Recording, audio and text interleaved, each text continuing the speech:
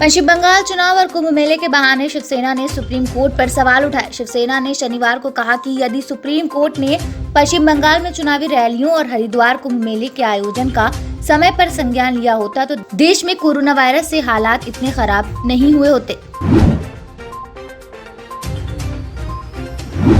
कांग्रेस ने शनिवार को देश में कोविड-19 टीके की कमी का मुद्दा उठाया और पार्टी के पूर्व अध्यक्ष राहुल गांधी ने कहा कि केंद्र सरकार को प्रचार और अनावश्यक परियोजनाओं पर खर्च करने के बजाय टीकों, ऑक्सीजन तथा अन्य स्वास्थ्य सेवाओं की उपलब्धता पर ध्यान देना चाहिए।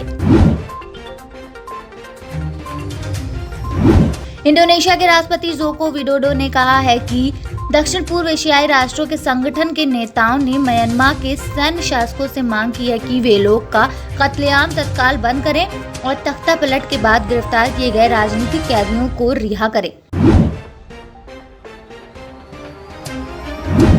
दिल्ली में शुक्रवार को जयपुर गोल्डन अस्पताल में ऑक्सीजन की कमी से 20 मरीजों की मौत हो गई। कुछ मरीजों के परिजन ऑक्सीजन सिलेंडर लेकर भी पहुंचे थे। हालांकि तब तक ऑक्सीजन का इंतजाम हो चुका था, लेकिन शायद ऑक्सीजन बहुत देर से मिली।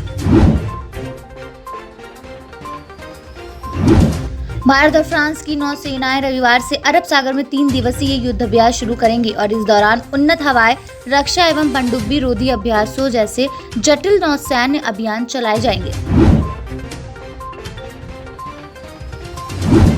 सेना उप प्रमुख लेफ्टिनेंट जनरल सीपी मोहती ने शनिवार को कहा कि भारत को भविष्य में किसी भी संकट की परिस्थिति में प्रभावी ढंग से निपटने के लिए सैन्य और नागरिक संसाधनों को मिलाते हुए साजो सामान के एक राष्ट्रीय तंत्र की आवश्यकता है।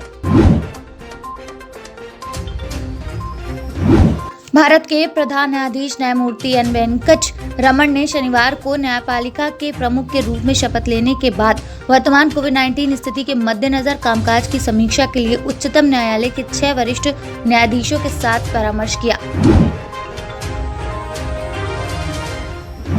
रेलवे ने पिछले 24 घंटे में विभिन्न राज्यों में 10 कंटेनरों के जरिए करीब 150 टन तरल चिकित्सीय ऑक्सीजन की आपूर्ति की। रेलवे ने शनिवार को ये जानकारी दी।